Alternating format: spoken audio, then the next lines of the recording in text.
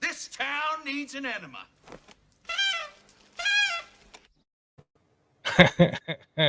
And I still have the overlay up because I'm always fucking that up. And welcome to We've Got This Buttered episode 2. And while I remember that everything, I have the overlay still up because I just fucked everything up again. Hi guys, welcome to my fuck up. What's up? It's nice to see you guys. Script, we haven't talked to you in a while. Gary, you're always looking pleasantly plump. Script? Who is that? And I feel like I haven't seen you in what's a good age thing, you know? A dog's age. Moon. Oh, dog's age. There you go. I Dog's age. think, it's been a couple of moons. I've been There you swamped go. the last little bit, but yeah. Good to see you, buddy. Yeah, we did Great miss seeing you. you guys too. I hear you're having fun with Diablo with Ors earlier. How was it? Diablo 2 is far superior to Diablo 3, but it was fun hanging out with him and exploring the game. They really did mess around with the game mechanics that made Diablo with Diablo 3. That's a lot of Diablos said back to back. Diablo. I mean, All right, why do you need a cooldown for potions? I mean, that's stupid. Especially when you get the swarms on you, it kind of fucks you. Yeah, it really does. So it's Wednesday. It's hump day. I know everyone probably didn't get any humps yet. And then we have Rowan Ginger Raven pop in saying, Diablo. And I see Dad Man walking and everyone else. But other than that, yeah, let's have some fun tonight. Gary, you have the first article up, and since we're covering weird shit. And well, I put it up, but the fact is I liked what Keith had to say about it in our private chat earlier. So I'd like to give the floor to Keith on this one. And we're going to start by saying the Overlook. HBO Max passes on J.J. Abrams' The Shining series spinoff. Gee, I wonder why. Because the destroyer of fucking goddamn franchises. I think in this particular instance, there's quite a few people that are a little more receptive to the ideas and wants of David Zaslav at HBO Max than in any other part right now of Warner Brothers. So, of course, they were going to pass on this. Look, Abrams really, aside from a lot of his film stuff and a few of the television stuff that he's done, I mean, when was the last Abrams series on, that has actually been successful? Lost, I think. Yeah, it's been a while. Well, it's Lost, just like his direction. Yeah, that's true. But again,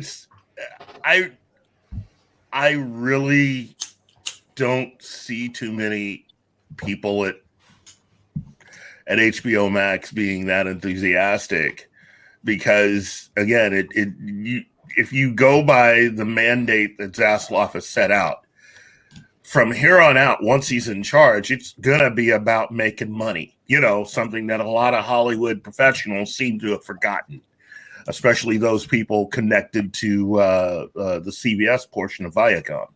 So, yeah, right. So what they're saying is they've actually passed on Abrams because he already has. Well, isn't he working on the Justice League Dark? Isn't he trying to fuck up that with Constantine and shit as well? Yeah, the whole Constantine thing, yes. and it's Superman. And okay, at least with the whole Superman thing, I still think that's more about the ego, wants, and needs of Wally than it is about JJ. So, you Wally? Are you Wally? Oh, and we have a special guest. Except he still hasn't paid me $500. Hi, Tom. How you doing? What the fuck is this? What the fuck is this? What is this? The internet, Tom? Welcome to the internet, Tom. What the hell, JJ? Can he not leave anything alone? He likes to touch everything, Don't introduce your girlfriend to J.J. Abrams. That's all I'm gonna say. J.J. Abrams can be summed up really easily. If everyone remembers Tiny Toon Adventures, Plucky Duck. Elevator go up, elevator go down. Elevator go down. That's literally he's literally Plucky Duck. That's what a J.J. Abrams is, because he has the same mentality: touch everything, then destroy everything. He's either flushing it or shutting it up, then down again, like vomit. Yeah, walk into. You walk.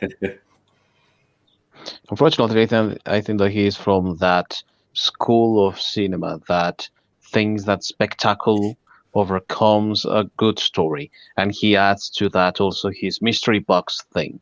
He is like a Michael Bay sort of thing that also adds their unanswered questions and unsolved mysteries that never pay off. And that is what his signature cinema is about. Trying to give you all of the spectacle, all the special effects, and instead of having that substance, you have all this shallow entertainment. And if you pay attention, you are like, well, and where are the answers to what we had said before? It's very evident with the Star Wars thing with Maz Kanata when she was asked, where did you get Anakin's old lightsaber? That was Luke's. And when he got his hand severed. And she's like, that's a good question for another time. And that time never really came. So you got this sort of thing, like all the time with him.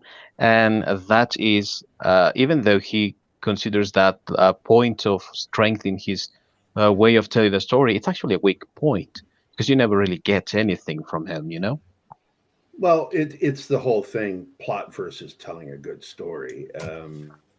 That's what the mystery box. Yeah, it's a plot device. It's his focus. I mean, if you want the best example of what's wrong with JJ is Star Trek Into Darkness. There's no fucking story there. It's just a bunch of shit happening with twists every 20 minutes, and it's like, come on, man, tell me a fucking story. But that's it though. I'll get to that in a second, Keith. But that's the thing with he doesn't. Like I said, the last thing that we all remember him for is Lost, and that's definitely where his direction is. He focuses on the same fucking format, whether it be Force Awakens or anything else, Star Trek, and it always ends the same. You do the thinking for yourself while I open this EA mystery box and hope none of you look at the FIFA bullshit I'm pulling in the background. He literally should have just applied to EA. He should have just worked for EA. He would have done a much better job of boxes on Battlefront, and he would have been great. Honestly, think about it.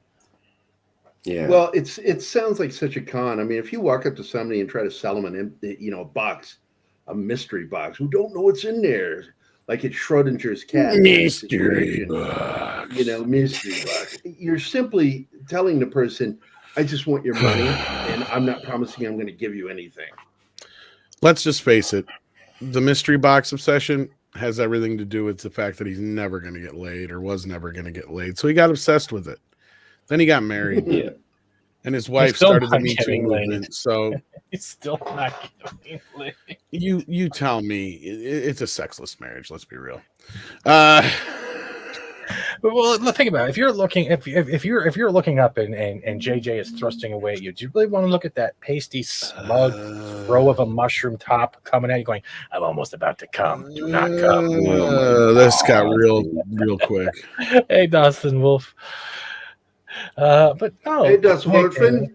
Hey, but like, so this they're saying what they're saying is they passed on it, right? They literally passed on. They didn't want to give them any more shit. And like this, like it's funny though. He kind of is smart in this way, I guess, because he was trying to go after something that Stephen King hates or he never really liked. So I think he was trying to like weasel his way in with this one because he already knows the main owner doesn't give a fuck about it to a degree. Yeah, I know everyone does the same thing. Yeah. I don't know if that's totally true. Let's put an asterisk next to that. Okay, Stephen King doesn't like Kubrick's version of The Shining. That's more accurate. He prefers the TV version that he produced back in the aughts, and he feels that Dr. Sleep fixed whatever issues he had with Kubrick's film. So that being said, yeah, that's closer to what it actually is. Stephen King, in that instance, I will say this: I've read The Shining years ago. I've watched the movie I don't know how many times. The Shining is one of those few instances where the movie is better than the book. I'll say it. Mm-hmm. Yeah, I'm not a King big is a fan of the great book. storyteller, but he's No. meandering and he snorts way too much fucking coke. What's wrong with Coke? I love diet. Nothing. But when you can't remember writing one of the biggest novels of all time with some of the most batshit crazy shit in it, I think you got a coke Yep. problem. I kind of agree. This show is sponsored by not cocaine. We could use that. Dude, don't remember writing it. Okay, like, And He has that said is that. a really interesting take on some stuff. So yeah. What? Hey, Tom, did you ever see somebody came up with a theory about at least the film version of Stephen King's The Shining, where they said it was the crazy one was really the mother and not the father, and that from the way that the movie is structured, that it was really the father's doing a lot of the bad stuff that happened in that film, and that the mother was actually just, a victim of a lot of the father's abuses. well, that's kind of true because in the Stephen King novel, it's a bit more, like it leans a little bit more on The Shining itself as like this power. Yeah. As opposed to the movie where it's more of a man's descent into alcoholism. Yeah. Which I think is another reason why Stephen King rejects the movie more so, is because I think it hits a little too close to home. Because I think that was in the period where he was dealing with alcoholism moving into cocaine. So, and I don't mean to keep getting into the That's a nice one. That's true. Flares everywhere. It is very true. I mean, this guy went from one vice to another, and he was one of the greatest prolific writers of our time. He's wrote more novels in 40 years than I think most are. I don't think anybody's written as many novels as him at this point, is there? I think he's got like the record, if I'm not mistaken. What about Dr. Zeus? I don't know. Well, I'm talking about actual novels, though. Like, that's a novel. Sort of. It's a children's book.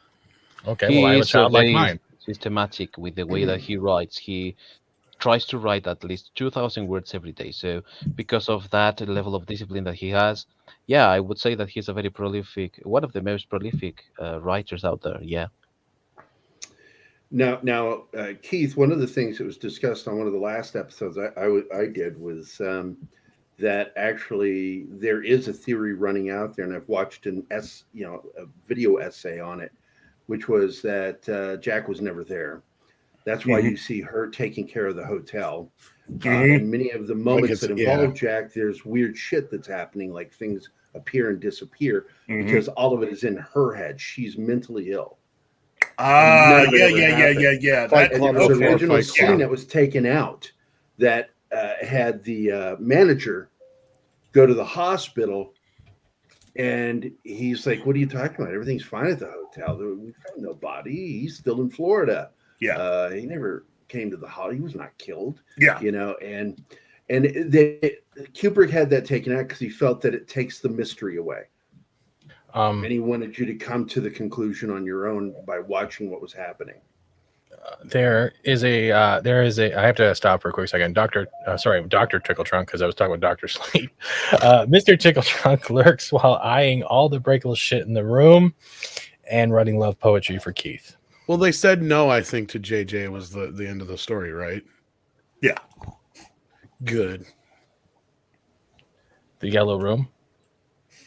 I don't remember that. I don't think I've ever seen that. Yeah, okay, but Keith, we gotta get into this because I know Gary is currently going to just put the article up for Keith. Just Star Wars. You can have the compelling story with exciting stories and well thought out characters, or you can trade all this to look in the box. What's in the mystery box? You see, they're not actually mystery. They're not actually mystery boxes. It's a surprise mechanic, like a Kinder Egg, and you never know what you're going to get when you open it. That's quoting me.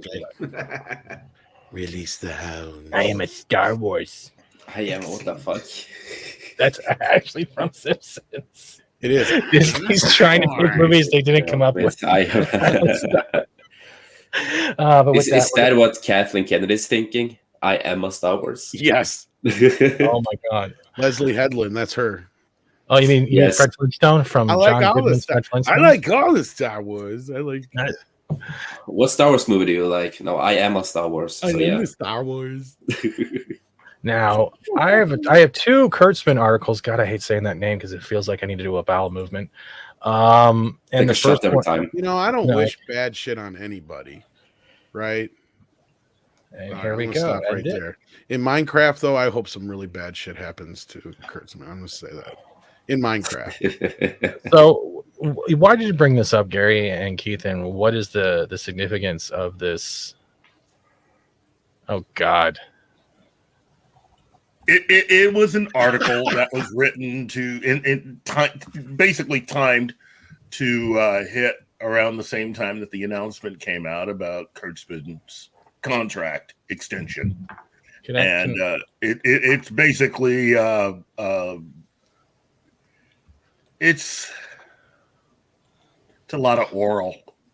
Wow. All right. Well, while we're speaking of oral, I'm going to quickly oral. which is a this. great Saturday night if it has nothing to do with Alex Kurtzman. And if you roll over and they go away. Like so many other writer directors, Alex Kurtzman grew up worshiping film. Only one film, because he only had one film in the house. But he is adaptable. Bullshit. And in the streaming era, that is a very lucrative trait when you're stealing other people's content. Mr. Kurtzman, the one-time writer of the Transformers movies and the director of the 2017 film The Mummy, which no one really remembers. And also, he basically single-handedly ended an entire, just all of their plans. I was gonna say people remember that movie for all the wrong reasons. Yeah, because that was supposed to be the stepping stone for the Universal monsters, right? Yeah, it was. Yeah, but it failed miserably. It's a horrible story. It flopped hard. Yeah, well, Kurtzman and Abrams both know about flopping hard. If we're going to get into it.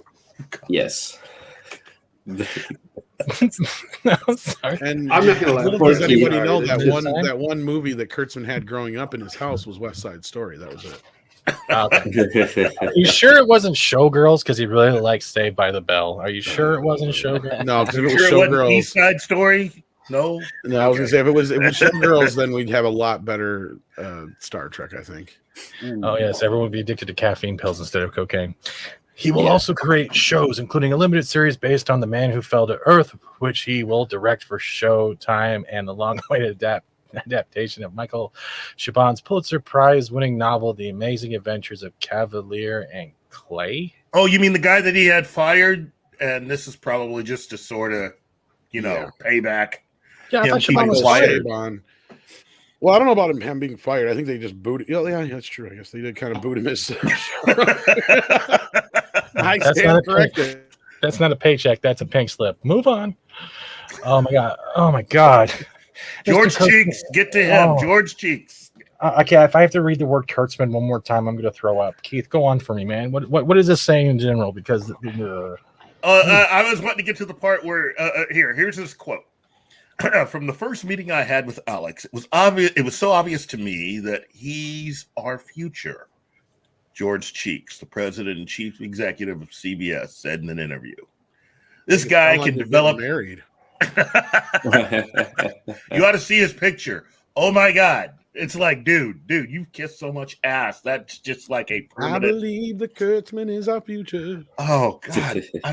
Anyway, this guy can develop for broadcast. He can develop for premium streaming, broad streaming. He understands the develop a business. headache. He's got tremendous empathy. He's creatively nimble. Now, that right there means that he is able to take into consideration all of the notes that the executives from above give him. That's really his superpower. He does not reject the notes from above. He takes in all the notes and he tries to use all of that stuff. Script, tell us how well that works out. Depends on who's giving the notes. I mean, you have to be agreeable, but the other part too is if you get a bad note, a good writer will find a way to make that bad note into something useful for the story and entertaining.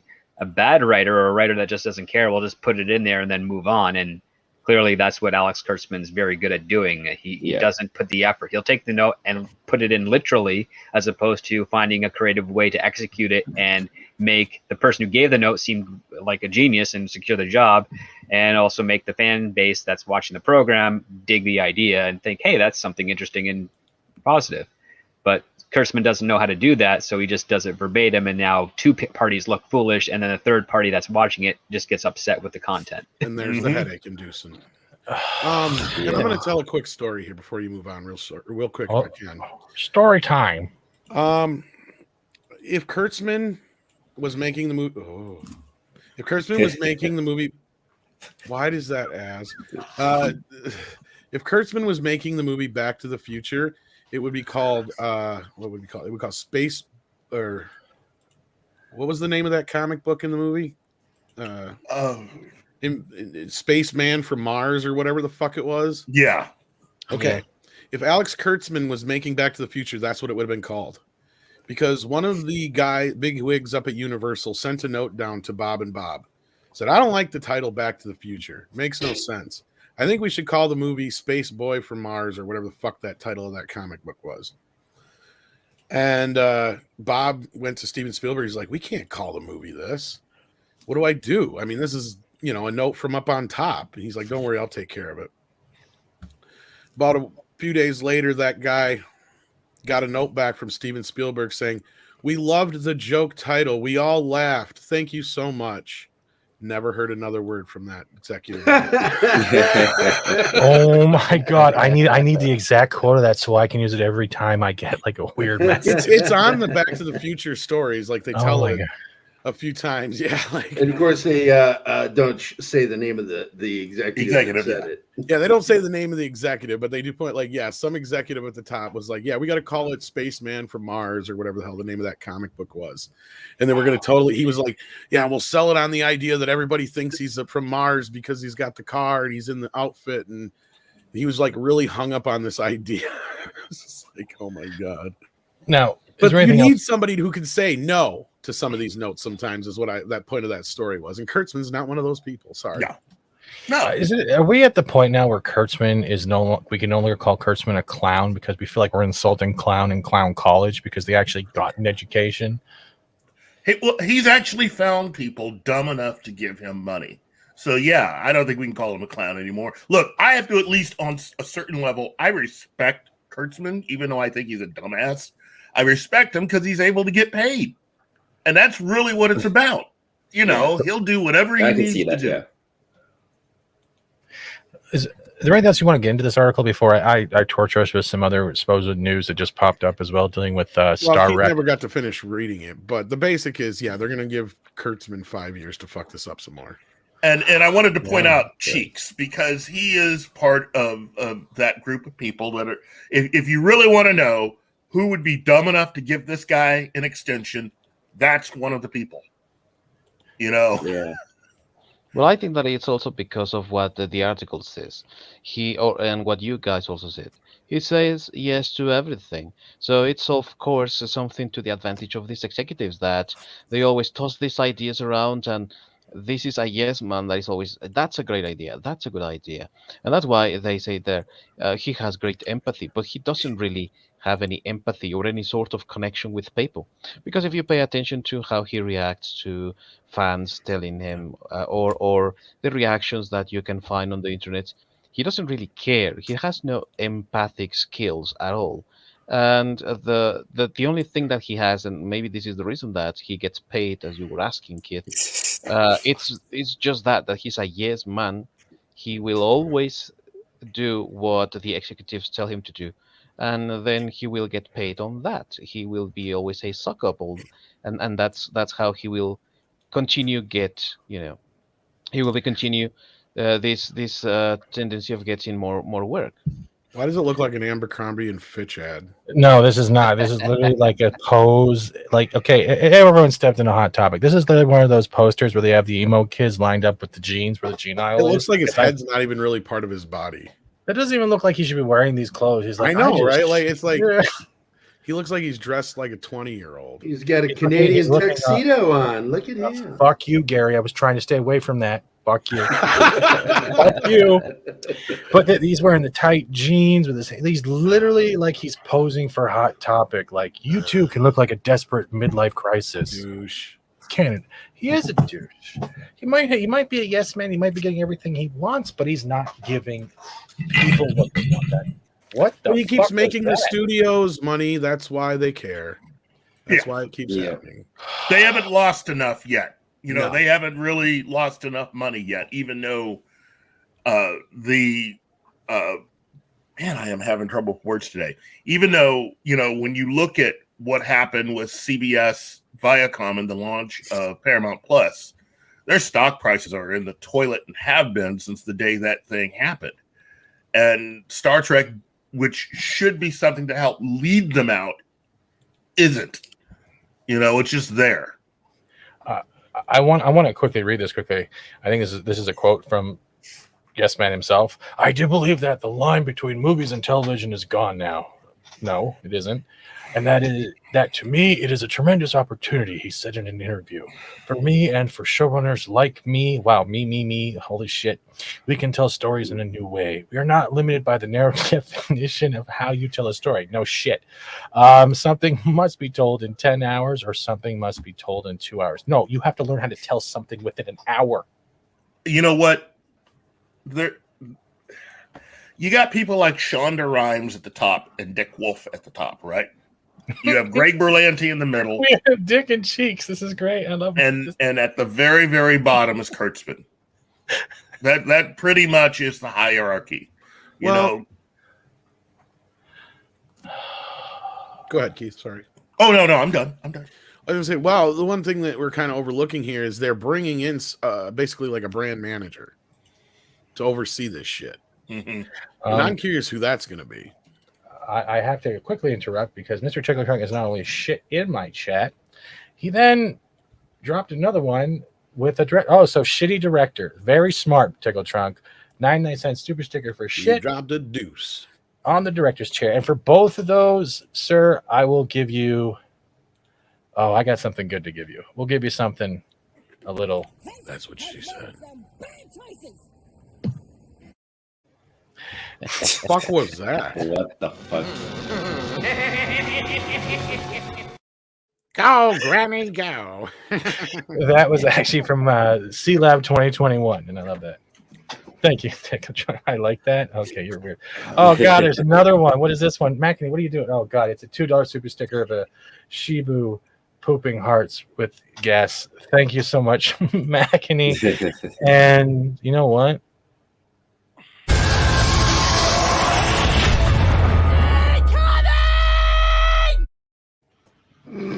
Do not come.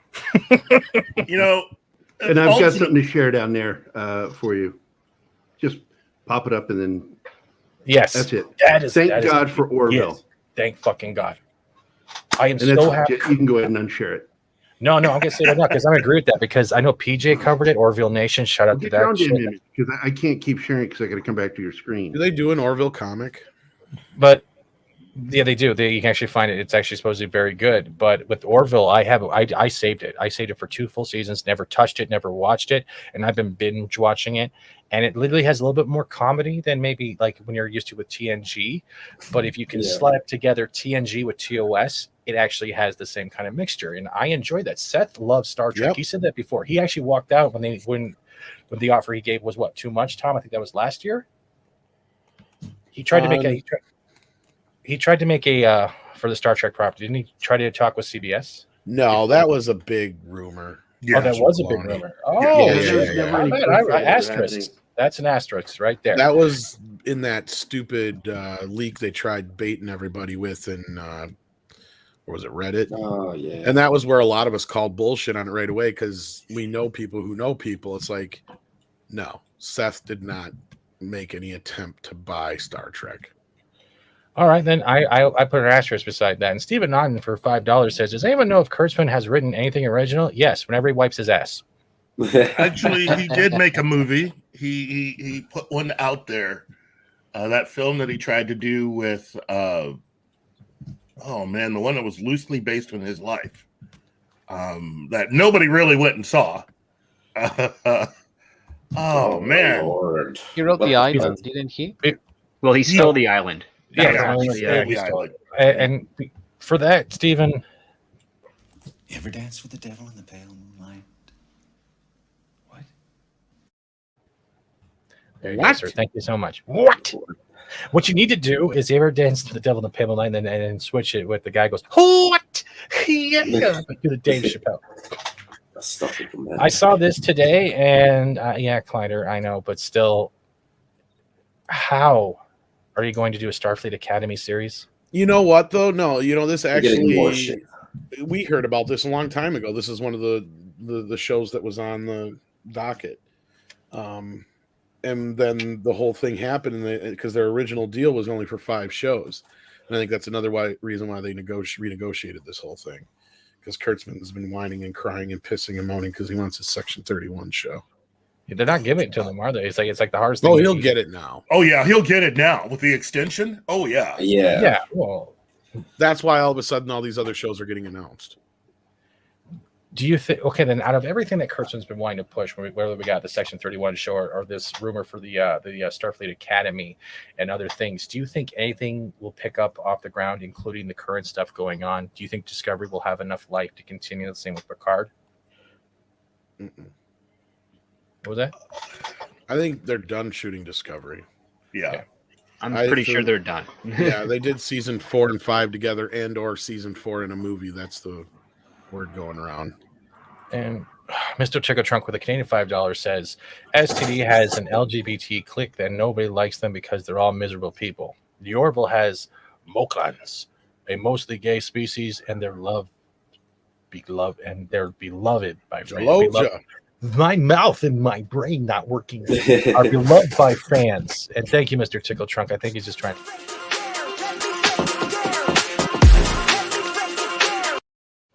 There you go. That's it. People Like Us. Kurtzman did a movie called People Like Us that was based on his life story, and it starred Chris Pine. And not a lot of people saw that one, but it was Chris Pine. So it's a movie about a guy who does nothing but destroy franchises for 2 hours? Basically. Chris Pine, Michelle Pfeiffer, Olivia Wilde, Jon Favreau. It's about a guy that finds out that he's got a sister that he didn't know about, and it's a whole thing about finding out who his dad really was, and in the life of this woman that he doesn't know very well, and he tries to basically, kind of spy on her. And he spies on his sister. What a creepy motherfucker! It's weird, Hey, it's not as creepy as Flowers in the Attic. Sorry, go ahead. Oh, don't worry about it, Tom. Zach has an important question. He goes, when is Lower Decks coming back? I will not watch that. When you go take a dump. Oh, it's so bad. They tried too hard. They tried too hard with that show. There is a new season. In case you didn't know this, Rick and Morty have a new season they're currently on. Watch that. You'll get a heck of a lot more out of that than you ever will Lower Decks. I recommend the new season. It is a lot different. That Rick and Morty has a lot different delivery when it comes to the jokes and the way the characters are. It seems a lot more focused on Morty's trying to be more manly than it is actually dealing with Rick and Morty. You know what I mean? It's like weird. It feels different, but it works. Yeah, it does. With this, I want to read this quickly. Producer Alex Kurtzman, God, I'm going to have diarrhea, has revealed he is overseeing 2 more original shows set in the Star Trek universe for Paramount Plus. One focused on Starfleet Academy and the second based on Section 31. You've been wanting forever. During an interview with the New York Times, Kurtzman spoke about the recent success of the newest Star Trek series and the future projects that will lead to Star Trek to unexplored corners of the universe. Oh my God. Yeah.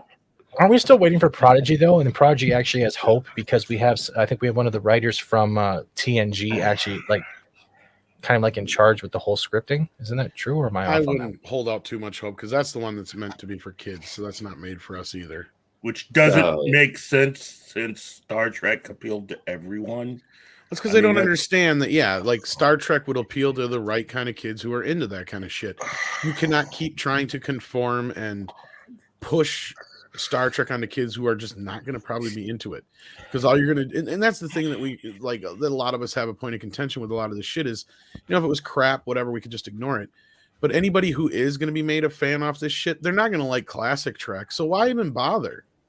So it doesn't make any sense at all. That's the part that, like, I get there's just this whole thing that only makes sense to them, that if they think they get rid of the old fans, this new fan base will come in. But what do you think this new fan base is going to enjoy about your non-Star Trek show that isn't anything like Star Trek? I don't get it. It's like trying to make a kung fu movie without any kung fu. Right. I think this is for Gary. What? The comment, I think, is for you. Captain is decorative replicant Spock. Who posted that? I mean, it's been the chat. It's an actual account. Sorry, but go back. Sorry, Script. I mean to cut you off, man. Go ahead. No, I wasn't saying anything. I was just remarking it was on the Tom. comment. Oh, sorry, Tom. Nah, It's look. Ultimately, Script probably has it's better shit to say than me anyway.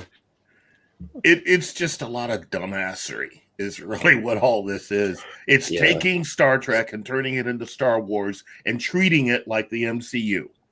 Yeah, but I agree on that. That is true.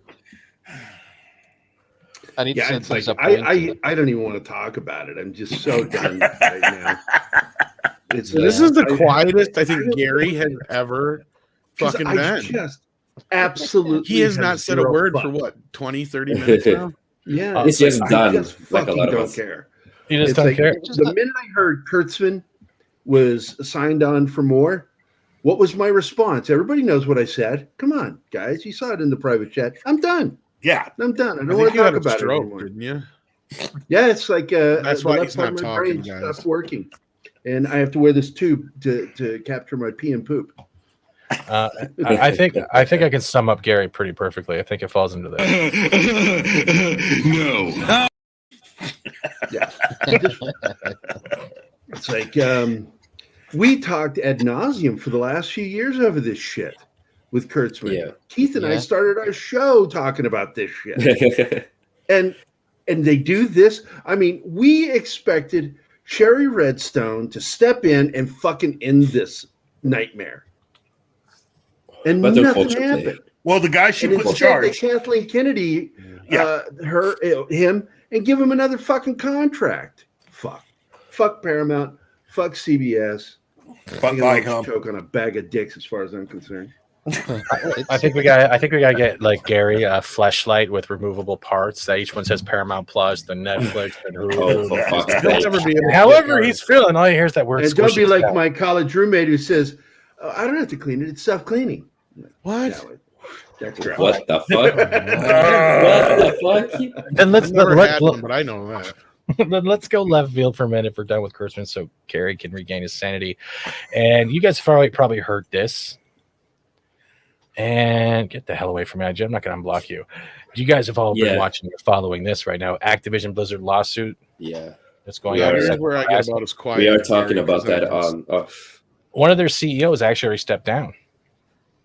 Well, I said this the other day. Look, man, and I said it earlier today, that a lot of these guys that act like feminists, because look, women are feminists. You can support feminism, but if you're a man, you're not a feminist. And these guys that pretend to be it's their beard for covering up the fact that they're fucking degenerates. And they are the worst womanizers you'll ever see. Yeah. James Cameron, huge womanizer. I'll allow a woman to make me supper. I got one to that. Does it kind of look like he could play the Joker if he was actually not a creep? The one on the right, just a little bit. I can see that. Give him a wig. They both have that face of like, don't turn around, just let go with my massage. Women can do stuff better. Dead eye smiles. All the time I say this. Women can do tons of shit better than guys, like laundry and all right. It was at this point, of course, I'm kidding, guys. Give me a break. Oh shit. We here at Fat Steven Presents are not associated with any womanizing comments online.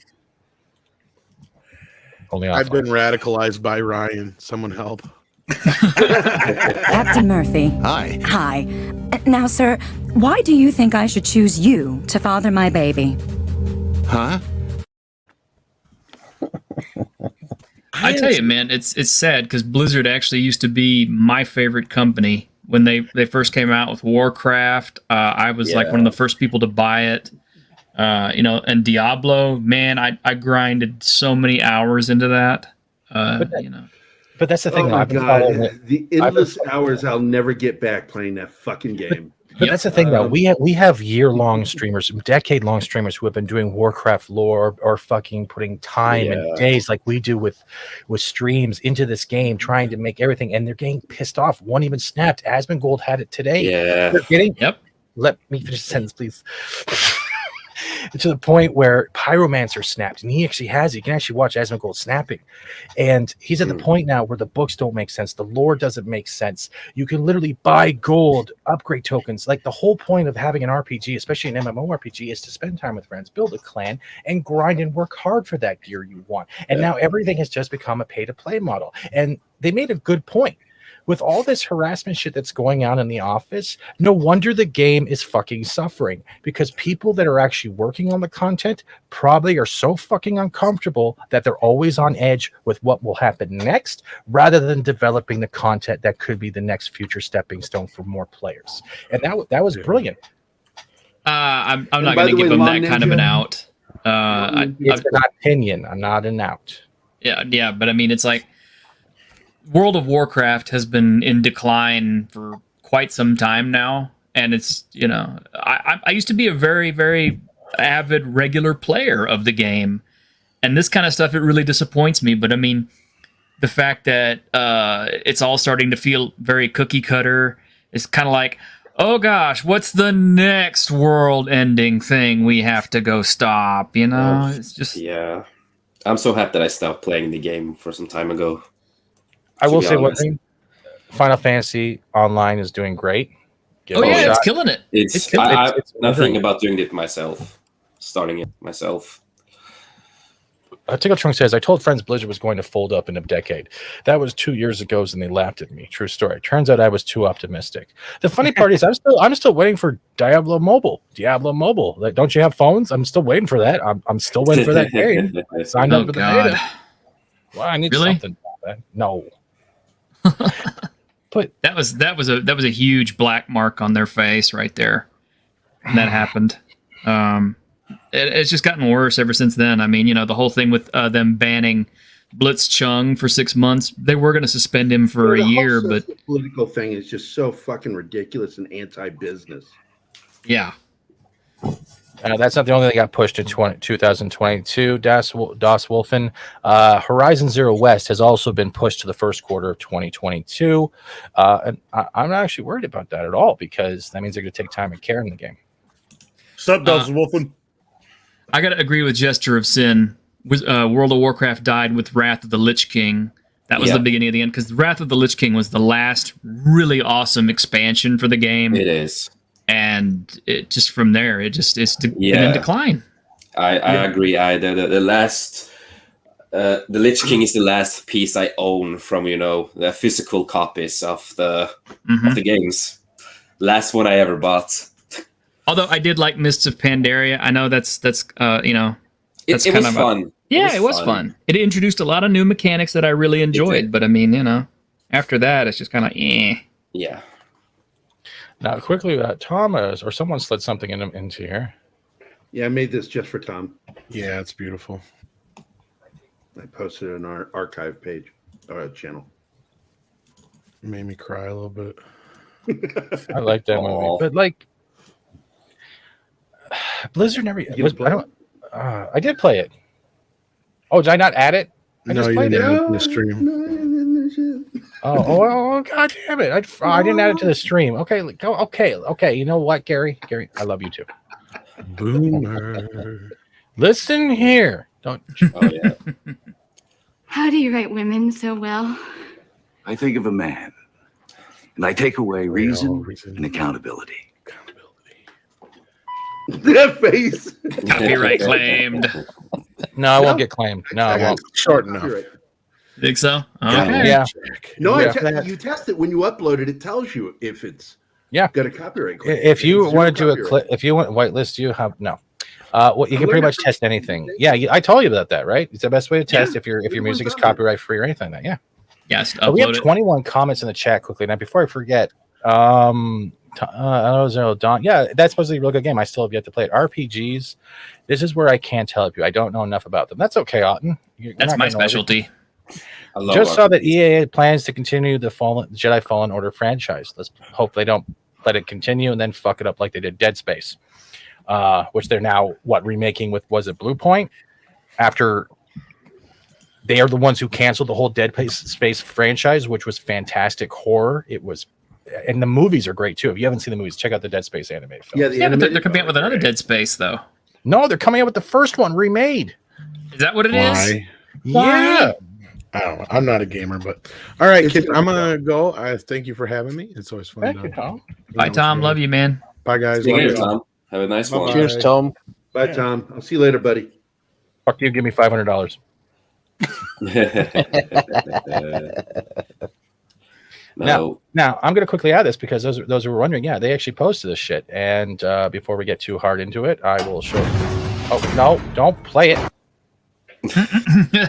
God damn it! Hold on, one second. No, I got to put my filter on just in case, because this is over a minute long. And for those that don't know Dead Space or haven't watched the films, watch the films. Play the games. 1 and 2 are fantastic. I still have a plasma cutter. Get clean. Like butter. No, we'll stop it. We'll be fine. I'll just turn it down a little bit. But as we're seeing here, this is supposedly being remade, EA Live. And if they don't like it, I'll just replace the audio. This is in development right now. This is Dead Space remake. So we're eventually reaching the generation where everything's a remake. Not the original. Just like so the an films. entire Kurtzman generation. I thought wait. Why did you say that name? But the thing with this is, was it Visceral Studios that handled Dead Space, and EA bought them, and then they just fucked them to the curb. Yeah, and they trashed them. The opening intro to Dead Space 1 was fantastic because you have the crew interacting and talking. Mm-hmm. The Ishimura, they're coming in close to it, and then all of a sudden you're checking the console, lights go dark, and all right away you get that fucking dread like Aliens for the first time you watch it, and the lights start flickering. You're feeling these sounds, and shit just chases you down. It was a beautiful game. It clearly inspired by The Thing, and I fucking loved it. But the remake trailer, this came out, I think, was it a week ago, 2 weeks ago. I am a heavy gamer. I love this type of shit. And you're Fat Steven. You're literally a heavy gamer. Oh, wait a second. That looks kind of cool. That's a necromorph. It's the remake of the first one. Okay. So they're just showing like whatever they can do, right? Everyone knows this bench scene too, where you're seeing the guy banging his head. Yeah. Cut off their limbs. Cut off their limbs. Yep. Dead Space remake. Why not just continue the story? Yeah, that's the logical way to do it. What the fuck are they doing remaking it? Because that's what we're getting down to. Fucking old. Because remake is the new thing. It's been there for a while. Okay, wait, though. In defense of remakes, though, Resident Evil remake was really good. This is about the right remakes. Yeah, Resident Evil remake was good. You guys have played it on the GameCube? I bought a GameCube just to play the Resident Evil remake, and it was fucking great. And then, of course, it came to PC. Yeah, some remakes can be good if you do it the right way. Yeah. Well, Resident Evil was, when they started making that, there was a different way of gaming. It's the graphics. When you look at it today, it's sort of like it's so retarded looking, and so it deserves a remake. But when you have something like this one, Dead Space, which still looks fucking good if you play the original, not to mention, of course, the first 2 animated films, it was all really good. And so seems to me in the shortest span of time that instead of remaking it, they should have just continued it. There's so much shit to explore with that. Yeah. Now I'm going to cheat for those that haven't played this. I'm going to have to cheat. Go on with your conversation. I'm going to get this set up. Because I really want to get this set up. Yeah. Believe it or not, guys, I would never have really found this YouTube community going back to WoW, because the channels I used to watch when I was playing WoW pretty hardcore was Preach Gaming, who have now stopped doing Blizzard coverage whatsoever because they're so uncomfortable with it. Yeah, I saw that. And your boy Az at Heels versus Babyface, because I used to tune into him back when he was doing World of Warcraft stuff. That's how I found Gerry. And then I forgot about Az, and Az showed up on fucking Gerry. Me too. Before that, he was doing Nerd Block and Loot Crate shit while complaining about the hole in his attic. I remember that. Yeah. There were days. T-shirt, this is just for you. Okay. There you go. And it gets better. Watch this. Oh, you touch my tra-la-la. I haven't heard that in years. God. I can't get it away. Oh my God, I forgot I have the other overlay over top of it. That's why I thought it was still there. But for those that have never watched Dead Space, okay, or never played Dead Space, this is like, I cut it down. The intro is like 8 minutes long. I don't want to get claimed, but just watch this. Power. Look, if we all cooperate, we can figure this out a lot sooner. It is a third-person horror survival. It has New Game Plus. Picture in space Dark Souls or Demon Souls. It has the same type of feel. Now, this is what I was talking about. Oh, I missed this game, dude. And Isaac Clarke is technically a I'm gonna have space to play it miner. again. God damn it! Thank you, Steven. Now watch this. Shit to do. Huh. That doesn't look good. She's taking a lot of damage. Graphics on that. Yeah, this is offline, getting around. This is I think the OG. Yeah. Now this is where the alien shit comes into feel. What the hell was that? Automatic quarantine must have tripped. If you love horror games and if you love stuff like this, Dead Space 1, Did you hear that? and then go into Dead Space 2 where he's stuck in that straitjacket. I don't know. Something's in the room with us. Steven. Ooh. Oh, it's great. It's such a great game. Look at that! Look at that! Look at that! Oh, yes. The doors are locked. Run! Look at, and they come through the vents. They come through the dead corpses in the room. And this, Run, Isaac! you have no weapons right now. Nope. You are just running for dear life. I would not say it is the Thing, Gary. I would say that it is like a combination of Aliens and the Thing. Oh, it's clearly a mixture of both. But yeah, the transfer, you know, the body morphing shit, that's straight out of the Thing. Yeah, that's body horror. Yeah, I'm not showing him the babies yet. But I want to point out that the game that for me that started it was Halo. Oh, because as much as high adventure and action and fighting aliens as it was, the minute you started fighting against the what were they called? They were on the sphere. Oh, the Horde. Yeah, no, not the Horde. Was it the Horde? Not the Horde. It was the ones that were attached to the thing. It was the mushroom things. Oh. Yeah, goddamn, that would freak me out when I was spores. playing. Oh my god, dude! And so then I started playing this Flood. The Flood. and I'm like, The Flood, yeah, it was the Flood. Yeah, I hated those. Like, God, they were horrifying, dude. And again, clearly inspired by Alien and the Thing. And I fucking love that part of the game of Halo. And the same thing goes for this game. It's just middle of the night, 1 o'clock in the morning. Fuck, dude. Yeah, but Halo is such a great game. I just want to say that. And you know what? Go ahead. I'm really proud of. I just want to shout out to one of my good friends here in Norway. He's one of the first people in Norway to actually play the new online Halo game. Ooh.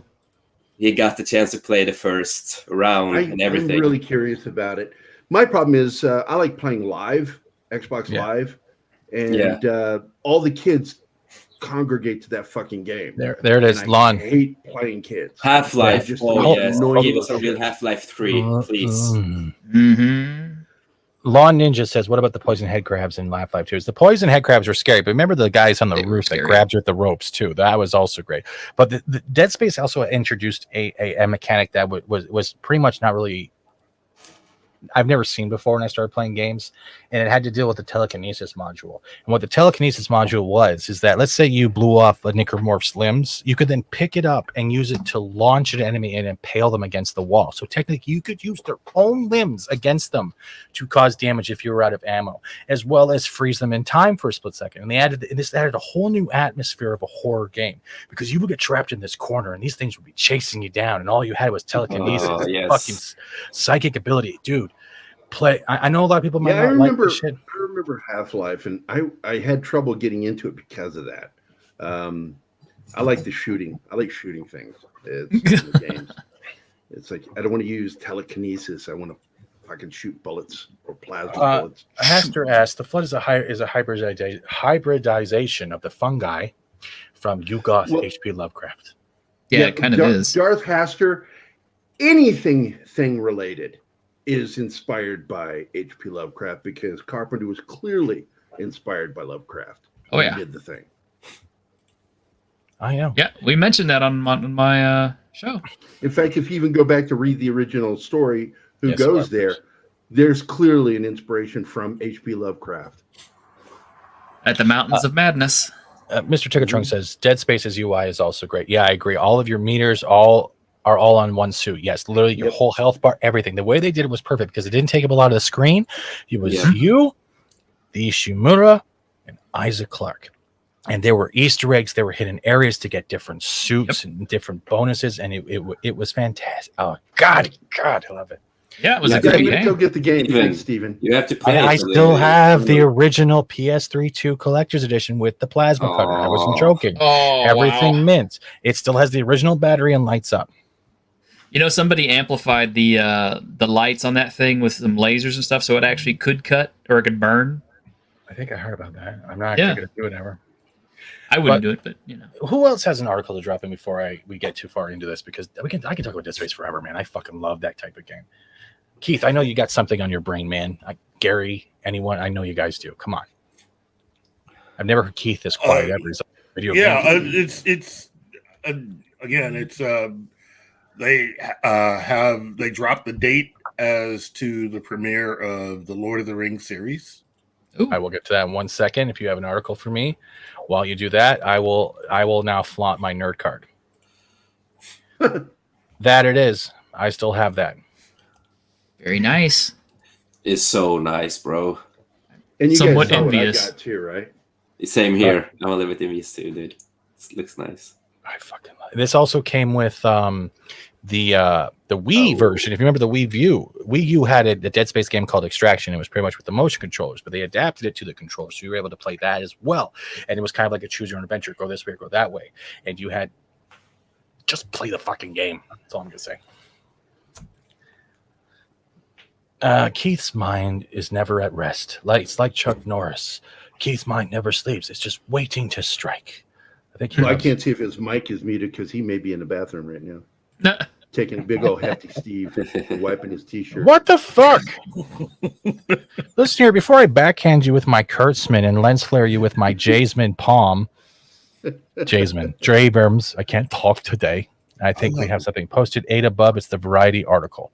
1 second. Like, there's so much in the private chat now. Oh, God, I'm terrified for Lord of the Rings. Ladies and gentlemen, let's go into Lord of the Rings. Then the Venom trailer. Oh, the Venom trailer. Oh, my God. Keep your pants on. It's okay. Did it on the show last time on Monday. I just... Keith, do you want to take over this one? Or do you want me to? You know what?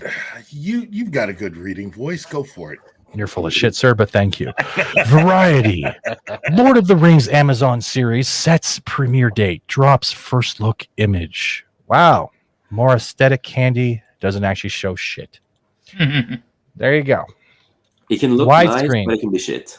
What did you expect? It shows something that brings attention, because in the background there, where the sunlight is coming out, if you just zoom that image there, you can see there's some trees, which are the Valinor trees, and Silpion and Telperion, which are supposed to be the trees where the Valar, which are like the gods in the Lord of the Rings, had light to illuminate their paradise, so to speak.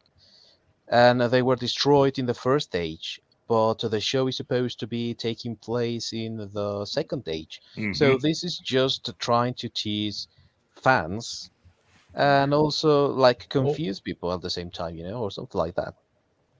I would like to quickly point out, I would like to quickly point that we're renewing their memberships. We have Larry, thank you so much. I do enjoy it. I want to say honestly to everyone watching who has helped support this channel, you got me the chair today, and that later guy got fired because he was being a dick. But more on that later. And Justin Richard, thank you so much. And for that, I will quickly give you. Was he drifting too much? No, he just had a really fucking attitude. I think everyone wants to hear this. Everyone loves this. And here comes Az. Fat Steven Scale with 2 Canadian. Drinker was so mean and mocked my fatness and movies. Shut up, you fat fuck. Everyone loves that. And as we get into this, what do we got here? When are we wrap? We still have another half hour or so, dude. Come on, we're doing fun right now. Let's get into the article. The Lord of the Rings series at Amazon officially has a premiere date. Yippee-doo. The highly anticipated epic fantasy series will debut on the streamer on September. Who wrote this? On September 2nd, 2022, with new episodes dropping weekly. At least they're being smart with the model. After that, filming was completed on the first season of the show on August 2nd. This guy uses on too much in New Zealand. Amazon has also released the first official image from the series, which can be seen above. Refer to it later. Little is known about the plot of the series to date, including its official title, but it's known that it will take place during the so-called Second Age, thousands of years prior to the events of both Lord of the Rings books and The Hobbit. This series will follow an ensemble cast of characters, both familiar and new, as they confront the long-feared reemergence of how to have sexual interaction without getting too close to the other person on set. Evil to Middle-earth. Was I wrong on this? I listened to Nerdrotic. I know what the fuck's going on. The journey begins. They're like repeating the same shit over and over again. With of our original Lord of the Rings series on Prime Video, says Jennifer Salke, head of Amazon Studios. I can't express enough how excited we are all to take our global audience on a new epic journey through Middle-earth as they bullshit and yell on Twitter.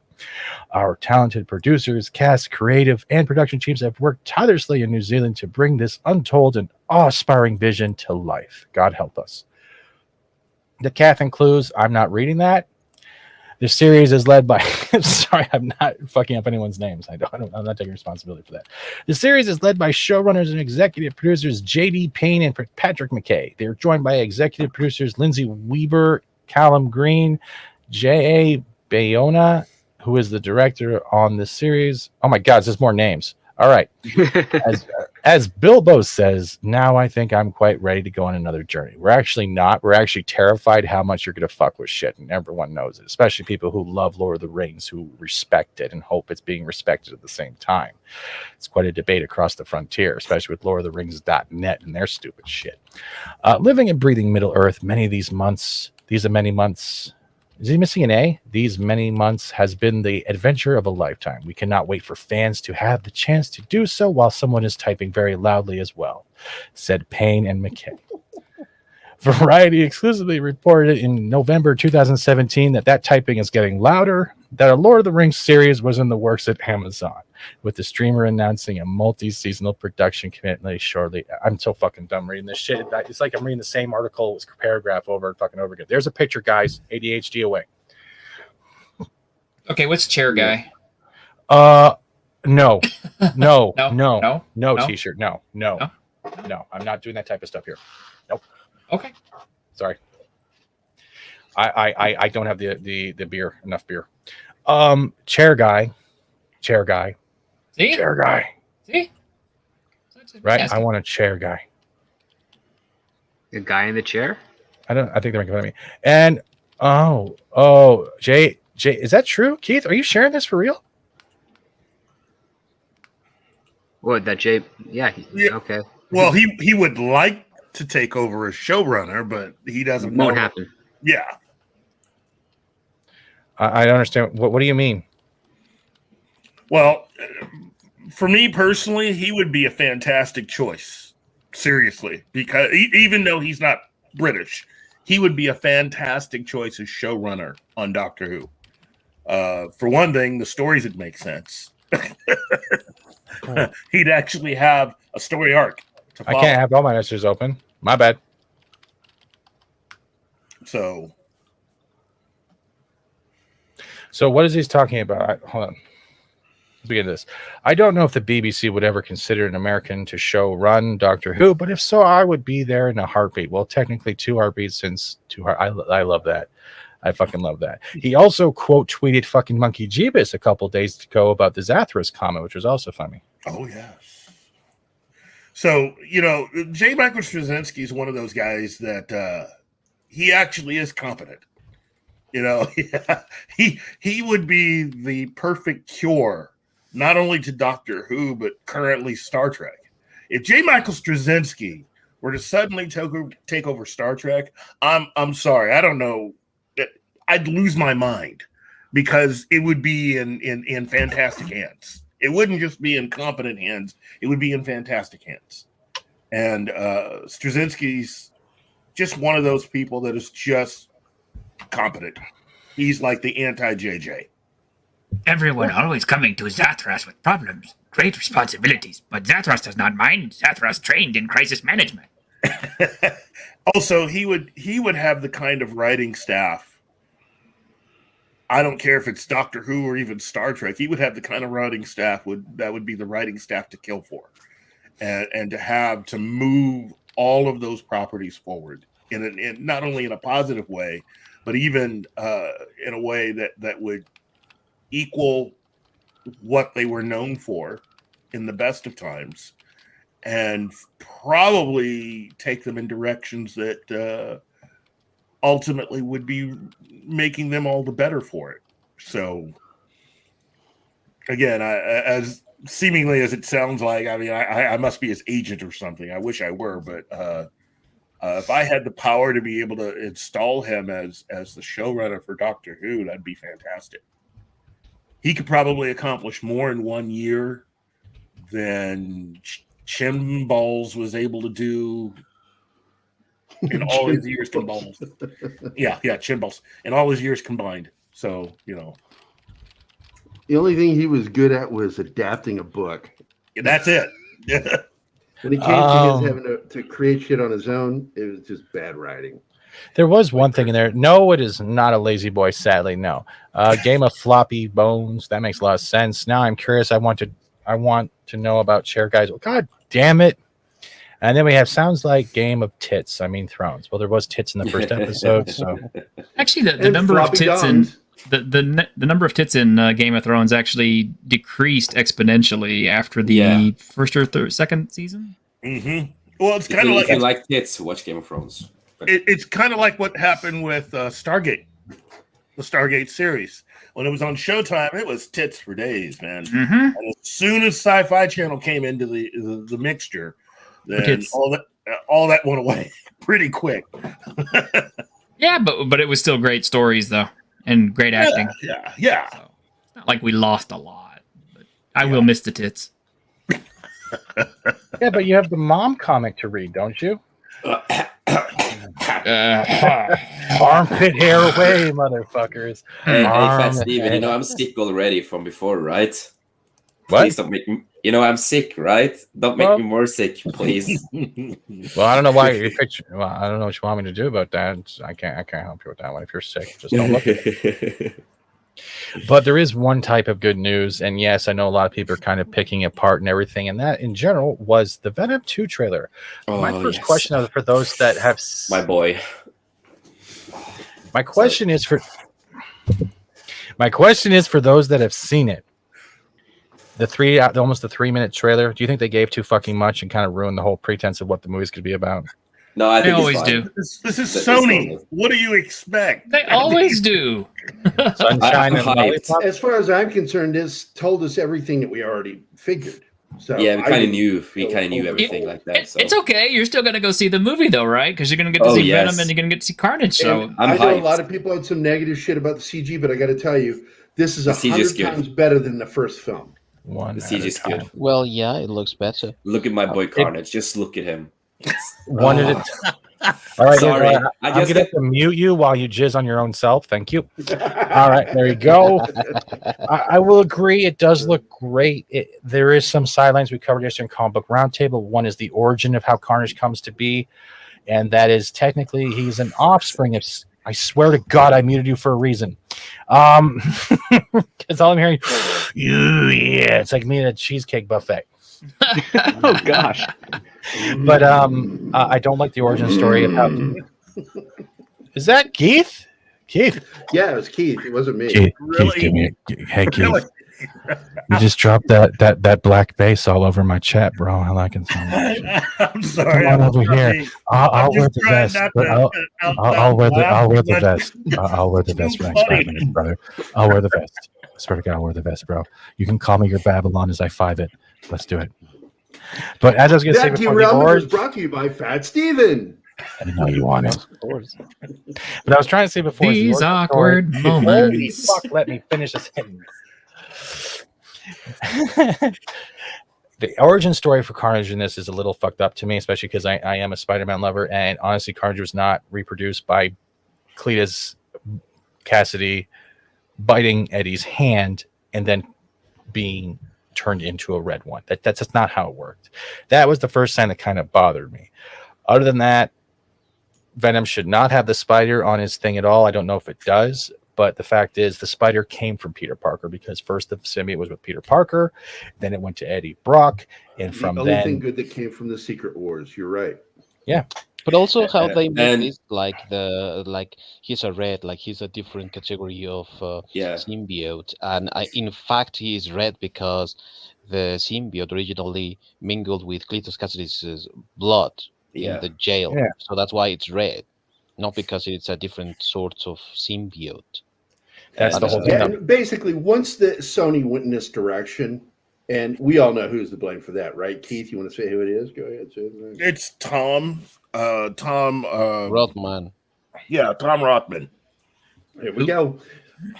Because of their interest in maintaining managerial control over certain Marvel characters, they had to do something. So they created Venom, and they wanted to push the relationship with Marvel. So Marvel now has to find a way to make that work within the Marvel universe if they're going to do a crossover, which they are. They're going to do a crossover with Spider-Man. Yeah. So it's which it'll makes Rothman be all happy. new, different. It's not going to be the Secret Wars thing, which is what we all know happened. That's how he got introduced to the symbiote. The other question I want to ask here, and maybe I'm wrong on my comic book lore. They're introducing Shriek in this one. I'm guessing it's going to be the enemy of my enemy team up with this because she is a sonic screamer like Banshee.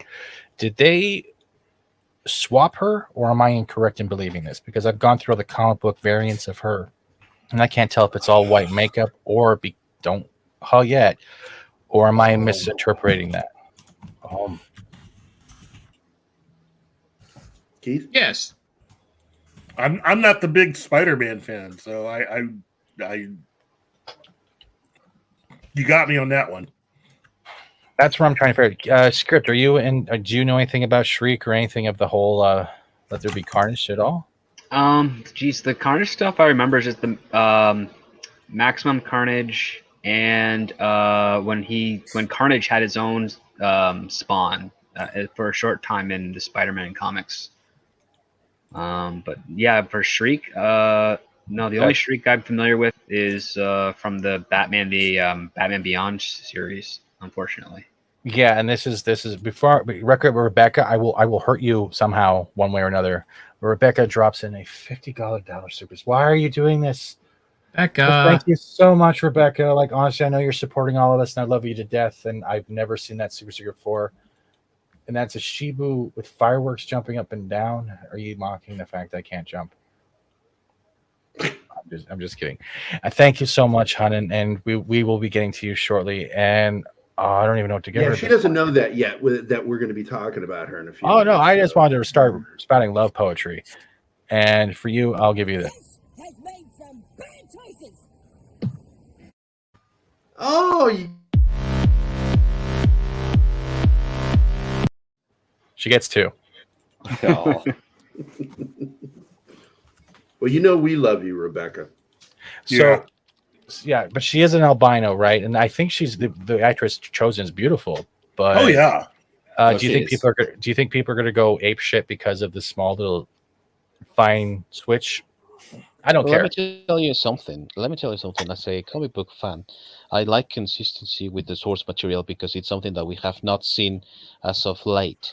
And the purpose of having these adaptations in the cinema was for us, the comic book fans, to be able to see our favorite characters in a 3D sort of representation or live action representation, right? And also, of course, we want them to be as consistent as possible to their paper counterparts. And this is something that we are not seeing over and over in recent years, right? You're correct. Shriek is an albino girl.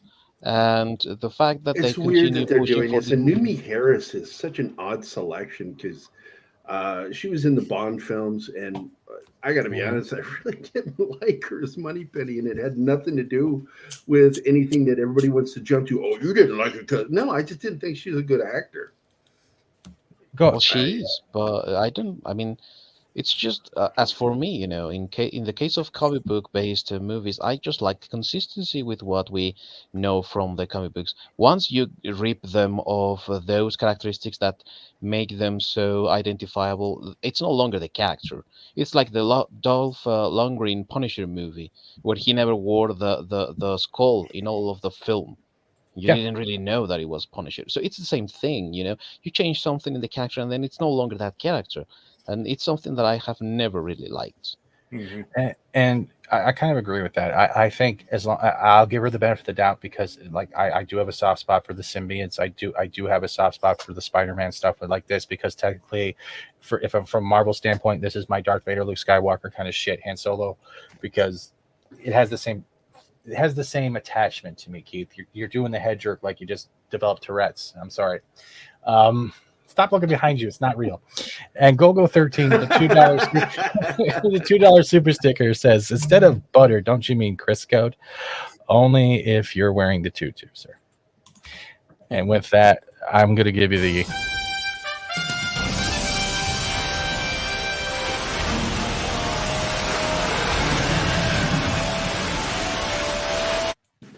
Nice. Thank you very much. Best playing of a skin ever. Yeah, What but is that's that? this is actually a scene from that's the Dragonzord summon. Oh, okay. I didn't watch Power Rangers, so Tommy, card revoked. one of their characters. Yeah, but that is actually a Yeah, scene my from the balls- trailer of her trapped within Ravencroft. I believe that's where they're actually show it. So I guess that's where they're keeping the mutants. I think the humor's been ramped up a little bit within this trailer, and I think it goes well. For some reason, Eddie or the Matt, Tom Hardy and the symbiont voice, they work well off each other. It's like watching two of the Three Stooges. I'll give Well, them it's Tom Hardy and Tom Hardy. Yeah, it is. Well, you know what I mean. But yeah, it's like a circle jerk, but only one's getting off. I get it. Yeah, Yeah, it but works there was well. the best moment in the trailer is when it sees Carnage and it's like, I'm the fuck out of here, and goes back inside him. Yeah, You need to I come love back out. that part. I need you. And he goes, you can eat people. I'll let you eat people. Then it comes back out and goes, okay. Oh, I But the love best that. before that, it was even better. Where he hears, "Oh shit, red one." Yeah, like shit. That's Nope. For all of a sudden, I was in like, what was it? Was it the red ones? Was that M&Ms? It was like, I eat the red ones last. I was like, oh shit, red ones. I enjoyed it. I enjoyed the trailer. I really did. Yeah, me too. I think they put too here. much into it. I know it's Sony, but Keith, you're not a Spider-Man guy, really? No. I mean, I don't know as much about Spider-Man. I loved Spider-Man, but I was, for me, there was a point when I had to decide which one I was going to invest more money in, whether it be DC or Marvel. And I'm a Batman guy all the way. So I invested more money in buying all of the Batman books rather than just going down the rabbit hole of following Spider-Man after a while. Well, So- exactly. And Keith, you know when I quit reading comic books. Oh, yeah. Secret Wars. 1986. Yeah. I was so angry over the Secret Wars. I enjoyed Spawn. But I quit buying comic books for a long time, graphic novels or trade paperbacks where it was the combined comics into one book. I liked it that way. And that's how I got to read a lot of the Spider-Man stuff, was because it was combined in trade paperback. You know, this particular image of Carnage, it really, really looks like Jeff from Scud. I'll have to find a picture of it. Oh, wait a minute. There's a little subtle something there that I think is a nod to Woody. Look at those claws. They look an awful lot like marijuana leaves. It would have been better. Harrison gave up weed a couple years ago. I'm reaching at all. I think it's a subtle nod to Woody. But he gave it up like 2 years ago, man. What? Yeah. Yeah. Woody Oh, Harrelson's the no fucking- longer smoking pot or doing any drugs. Yeah, he's all clean living now. Yep. I never considered weed drugs. Well, I mean, you know, the pantheon of things. Yeah. Then the second question I have to ask, do you think they went too far into CG? Because I know Woody looks like he's been de-aged in this trailer, and then when you see him morphing from within the body, he has a moment where he looks like the Elephant Man in the trailer. You can actually see it. He's like, all of a sudden he turns into, I like cupcakes, carnage. You know what? This is actually, I think, aimed at people that may not be the biggest fans of Woody Harrelson and probably don't care how old he actually is. So they can get away with doing whatever they want to his face. You know, ultimately, you know, those of us older fans, you know, we have a pretty good idea how old he is. To anybody else, nah. But I'll still give the trailer awesomeness. I still loved it. I love the way they look in Carnage, the way they did the symbiote tentacles, and it had like the sharp blades, and he's throwing his spikes at Venom in the church. And it's like the whole time I was watching that, the only thing I could think of was Highlander going, you're not supposed to be fighting on holy ground. Why is that popping in my head for no reason? What? Don't watch Highlander? What is with you people today? Like, come on. You know, the series was just, it was okay. I didn't like it that much. Okay. I'm talking about the movie, but okay. Oh, okay. Well, the movie I have, yeah, I just got the Steelbook on that. So, yeah, fuck yeah. Movie's awesome. Yeah, it is. Except for they got a French guy to play a Scotsman, and they got a Scotsman to play a Mexican. Actually, he may have lived in France, but he's an American. Yeah, I know. That's cool. All right, who else has something else to add to the table? Because we're reaching the point where, Gary, you had something to share as well as T-shirts kind of combined, but I wanted to... Well, it's T-shirt, and I wanted to talk about it, just sort of mention it. We'll talk more on TGF Friday when we all get together for that. But Rebecca is still here, I'm hoping, and we're going to be talking about her and her situation. Yeah. Just very concerned, very concerned. She made me aware of some of the stuff, but I was unaware of the other thing. Are we allowed to talk about that publicly, T-shirt? I don't know that you told me.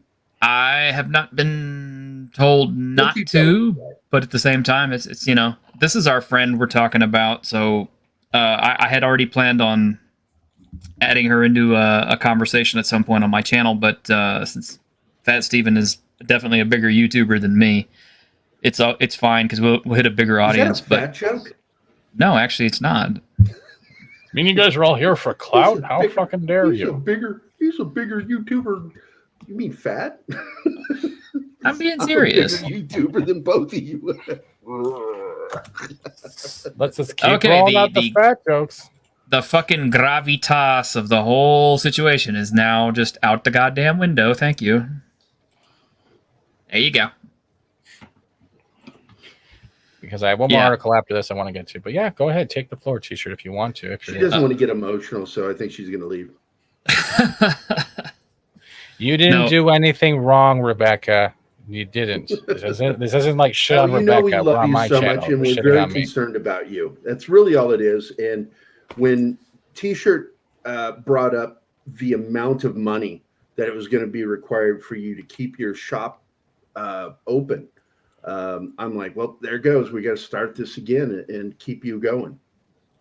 Yeah. And you need to learn to drink. Stop spitting your drink out. Yeah. What happened, guys, is Becca was forced to move again to another location, and this one apparently has a state of plumbing that is Byzantine. Seems to be about the right word for it. The landlords down there. What the fuck? Do they not have any fucking laws down there? It's Kentucky. It's Kentucky, man. You know, it's like, you know, brother and cousin 3, you know, are hand dealing, jobbing, you know, whoever is on the planning commission, et cetera, et cetera. So, you know, you could expect that some of the small towns and stuff are not going to have shit up to code. It's like that anywhere you go, Texas too. But it's unacceptable. It is unacceptable, but that's the good old boy network for you, dude. It's just kind of how it goes. But the deal is, it's one way or the others. She is still having to foot the bill to get all this shit fixed if she wants to get her shop opened up and working.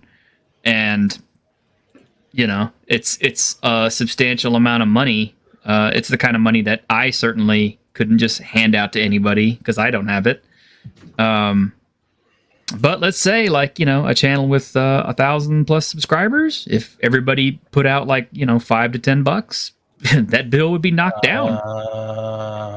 My subscriber count has nothing to do about it. We're here to talk about a friend in need. I don't want that being.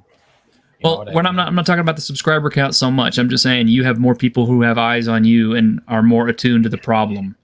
So that's what I'm making you aware of. But Becca's still got some financial problems. They're pretty bad, and her health issues have been bad. So it's a rough situation. It's a bad situation. And for those of you who don't know, Becca is one of the nicest people out there in our community, because ever since we kind of brought her into the community, kicking and screaming, she has never failed to donate to everyone's causes. Yeah, she's been everywhere. And Monkey, it's not about that. Once she gets things set up, it will pretty much I'll be asking one thing: retweet, get more eyes. Don't donate if you can't. We all know what you're going through at the same time, Monkey. It's never a responsibility to have someone else have to do something. I will never push that on anyone. Yeah, Monkey. It's like, Gerry is in his own financial difficulties too. Everybody is having hard times right now. I'm just making you aware of another person in our community who is having hard times. Let's put it this way, and Stream Elements has just notified me. Thank you, Bruce. Bruce Lombardo of Dick's Division. Bro, God, I love you. You just need to put on that wig and we'll make out. Just add it to the waistline with $10, says for Becky. Let's fix her pipes. That sounds so wrong. On so many levels. Everyone, I know karate. That's part of the shit. And for that, I would like to say, Bruce, you're definitely one of a million. And I'll give you this.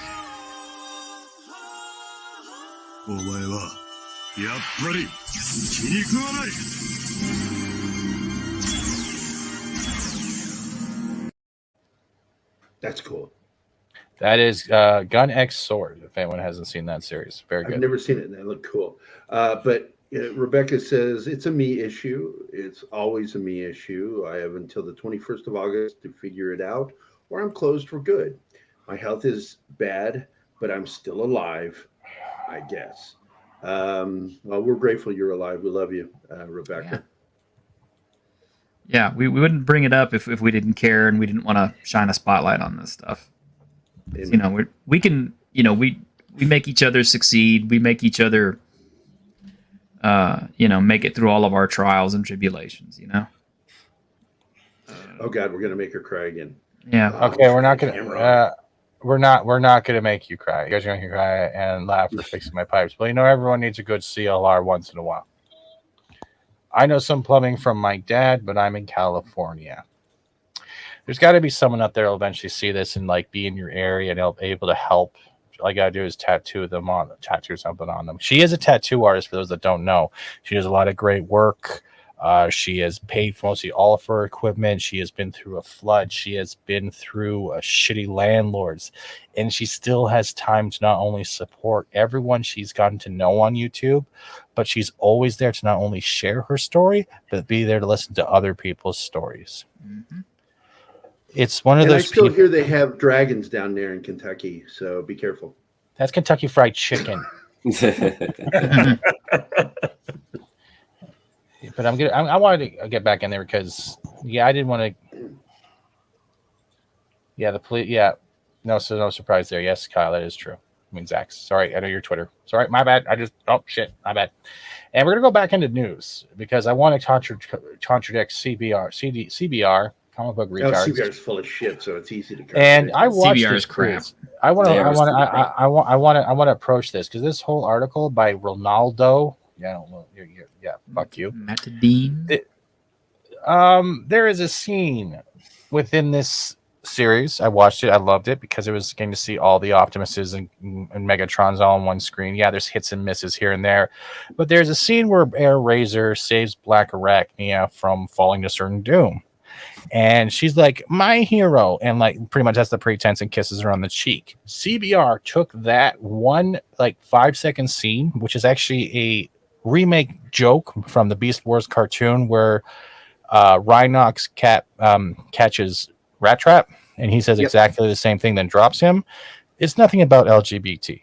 It has nothing to do with that at all. It was the playing on the trope of a damsel in distress. And this is the point we're reaching with certain news. I use news with a very, very light basted frosting at this point, trying to reach and try to infuse something that was never there. There is nothing like that in this show. They're things that people go out to look for very, very hard, and CBR is one of them. And right here you see an Air Razor catches her, kisses her on the cheek. This is not an LGBT thing anything, because the problem is later on in the future we get to deal with not only Air Razor but Tigertron. They get abducted by the aliens who created Earth to begin with, or however it wants to go.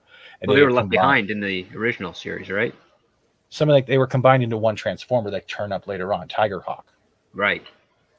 And after that, Tigerhawk and I believe Black Arachnia start developing a loving relationship, or kind of like a flirtatious relationship. Bad girl, good boy likes bad girl likes good boy.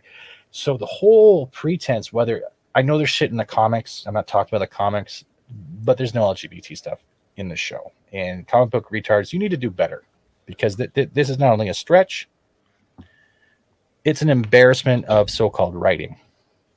Yep. So basically, it's pretty much normal. It's a clickbait article. It's hot garbage. Standard CBR procedure. Yeah, they're following the standards of we got this covered. Where they should follow, we've got this buttered. Yeah. Because we've got this buttered. I'm going to recommend this series. Watch all of the War for Cybertron. It's great. I wasn't disappointed with anything of it, except for being too short. It was great. And it was one of those small little things. And once you're done with that, Netflix has a new anime series called Darwin's Game. Give that a shot too. Not disappointed. That's my good like promotions for the day. Like honestly, those two are great. Watch those. Give them a chance. And then we have time afterwards. Space Dandy. Same director as Cowboy Bebop, but picture Cowboy Bebop in space, but the total opposite of the seriousness. I actually just got finished watching Baki again because I love it, and Kengan Asura, and I want them to put out some more episodes, damn it. No, that is the that's the end of my articles. Does anyone else have anything to add before we start closing up shop and wondering why we close just keep an eye out. I will be releasing my comic probably. I'm hoping it's Friday on our TGIF. Great. Was like you do the campaign for it, or? I'm going to go ahead and start releasing Vindicated, and I'm going to release issue 1, which you've read, but with new cover art and new layout. Cool. People are going to love it, I think. I enjoyed it. So. Yeah, because you read it, and what did you think of it? I really liked it. Actually, you sent me the first 3 issues, I think. Yeah. Yeah, and I really dug it because it's a cool take on basically a war vet story. Combat veteran, because it's in the opening subpage. I just have black with the white lettering across it. It says, "This is my personal love story to every combat veteran who left a piece of themselves on the combat field." I do have something, Fat Steven, when you get a chance. Well, you have to share it. Okay.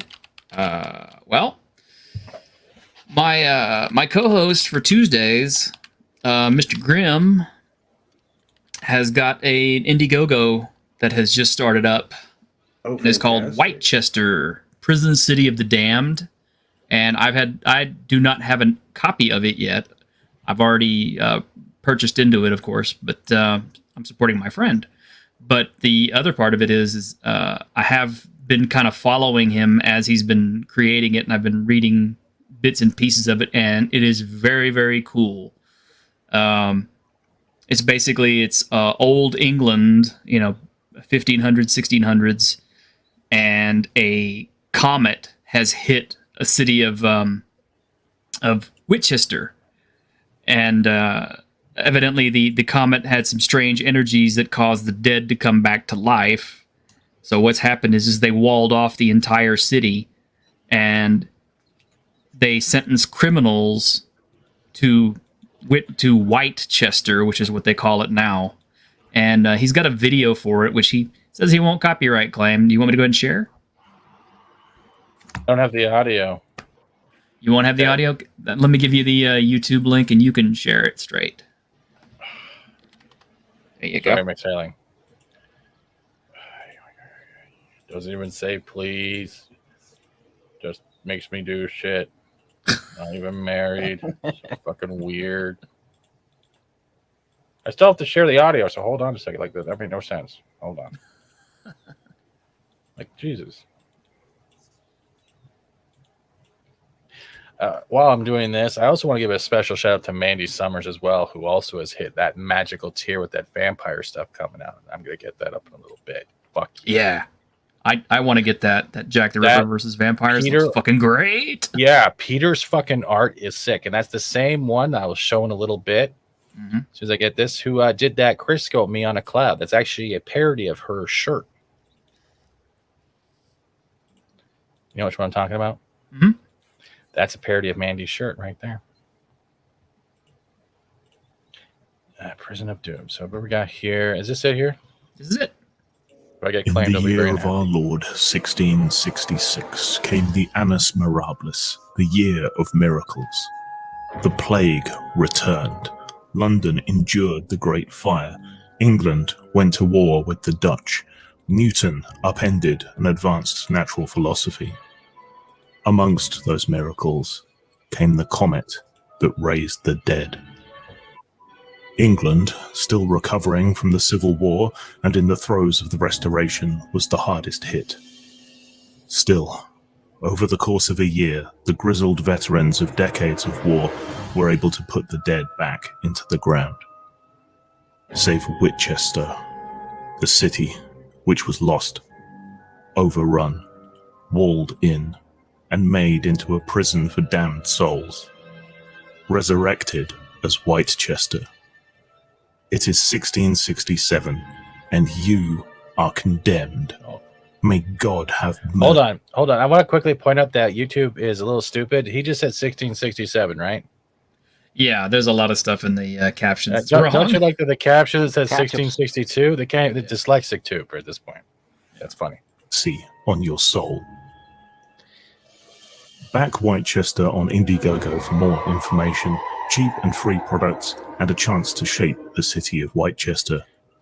Whitechester will be a 500-page city crawl for 5th edition D&D, Grimdark 5th edition, and hopefully Morkborg and the OSR. Spread the word. He actually, I want to quickly point at this quickly. When I saw this, I have to give him credit because right away I got Darkest Dungeon feel. If anyone's played that game before, it had a Darkest Dungeon type of feel to it. So that's pretty cool. And give Grim my best. If he ever wants to start promoting it, he's welcome to pop on one time. I'll ask him. But it does sound interesting. Yeah, and I am hoping that he'll commission a little bit of artwork for me on it. It's been a long time since I worked on anything, but I'd love to get in on it myself. Cool. Keep us updated, can you? I will. All right. And with that, I'm going to pop over to another Indiegogo because technically I'm her intern, and that is Mandy Summers. And Jack the Ripper Vampire Hunter is also another thing people should take a look at. Not only did they hit on, what was it, Toxic Femme Monday, they are now almost at 30K Canadian, and they were at 20K. These guys, if you haven't backed it, back it. Look at this, just... Oh, it's an actual... Oh, wait. Does it actually have any art? It does not have any art, so I'm going to stop this quickly. But Peter's a great guy. Mandy's very, very, very welcoming, very nice. I'll catch one of her streams. But the art itself, like, come on. It looks Peter beautiful. Fucking nailed it too. Whoa, a little bit nudity. Great. Oh, geez, really. Whoa, okay. There you go. Stop showing it. But there you go. I'm gonna keep showing it. We have one. Can you scroll back up? I missed that. And Keith, take it easy. No, I'm not getting myself demonetized. No, it's not happening for you. If you want to go fap on your own time. Okay. But this is, hello, Polymuse Minion. Hello. And I've got the Hell's Harem cover or on order. Nice. Love vampires. I see Bill Gentry. Nice to see you as well. How are you doing? But back this as well. Back Grimm's. Take a look at it. And honestly, I know a lot of people say this, but with the way we have Kurtzman and other shit going, got to support your indie creators because imagination isn't dead there. If you want something that can inspire maybe someone in the future, pick up a book. I know Malin's doing his other thing too. I know Bruce eventually wants to come on and talk about Ragnarok in the near future. Yeah, that's all I gotta say. To support this shit, we gotta get something a little bit more happier out there for people to put their eyes on. And it's not just tits. There's vampires. Yeah. Interestingly enough, we're in a time period that kind of reminds me of the 90s, back when Image first popped up onto the scene, because at that point people were into comic speculation, which was all about people buying up comics, hoping that they would sell for shitloads of money later on. And the thing is, at that point, we had such a glut of comic books and independent publishers and stuff trying to put things out. But the really good comics, if you went to the comic book store back then, were the little guys who only had like print runs in the triple digits. Stuff like Faust, stuff like Grips, things like that. They were great comics because they were creator owned. They were limited print runs because they didn't have a big audience. But even back then, they read better than all of the dreck that was just being vomited out during the 90s. And nowadays, we just have vomit, so you might as well go ahead and read all the indies because it's always going to be better. All right. And I think that's a good way to end the show. We've been going almost 2 hours. I want to thank everyone for being here. Script, I know, and Vikey, I know, and Jace, we haven't talked much, but it's just nice seeing you guys on the screen. I had to grift you guys just being here for people's attention, so thank you. Yeah, thanks for having me on. It was great listening and chiming in on the conversation today. Yeah. But other than that, I want to thank Gerry from Pop Culture Minefield, Script Doctor PhD, who's been very busy lately in real life and trying to get as much stuff done. Viking out of time, but not out of connection. Thank you. Jace Fox, also known as the Moaner of Carnage. Thank you for making it limited ads. And of course, T-Shirt Historian, who's been one of those guys that's always been kind of had my back since I first started popping up with this whole account. I want to thank my mods. I want to thank the chat, the new subscribers. I want to especially thank my members. Y'all are fantastic. Y'all have a great day. Good night. I know Ords is doing his Wednesday night chill stream in a little bit. You ain't got to go home. You got to get the fuck out of here because, we're ending the show and you got to go somewhere because you just be looking at a blank screen and you got to go. And here we go. I'm running out of time, 'cause I can see the sun light up the sky. So I hit the road in overdrive, baby. Oh, the city's cold and empty. No one's around to judge me. I can't see clearly when y'all go on and I say